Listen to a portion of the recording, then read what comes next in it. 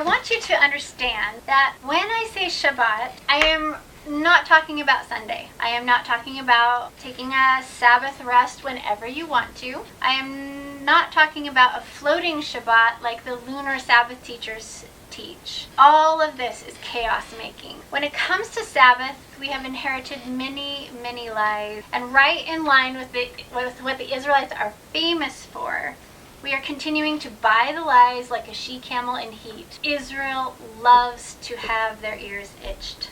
So quickly, Shabbat has never been, nor will ever be, Sunday. That was Constantine's idea.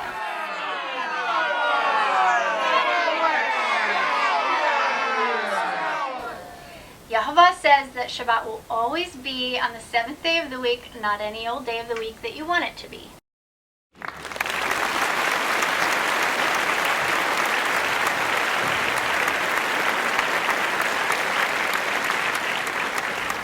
And Shabbat will never be found according to the moon.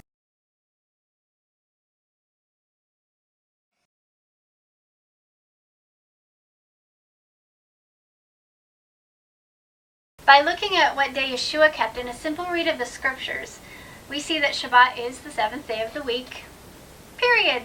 Yeshua did not keep Sunday, he did not keep the lunar Sabbath, or any day that he wanted to. He kept the 7th day holy just as his Father asked him and all of Israel to do. He also kept the high Shabbats that are part of the Creator's feast days, but we're going to actually talk about those in another block. But just so you know, there are 7 high Shabbats throughout the year that can fall on other days of the week besides Shabbat. But we actually need to get this weekly Shabbat thing and the weekly rhythm down before those will make any sense whatsoever. In Exodus 28, he says, remember the Sabbath day to keep it holy, or keep it kadosh, or set apart. 6 days you shall labor and do all your work, but the 7th day is a Sabbath to YHVH Elohim, or to God. This is really simple, people. You work for 6, you rest for 1. Repeat. How hard can that be? If you insist that the disciples kept Sunday, you don't know your scriptures very well.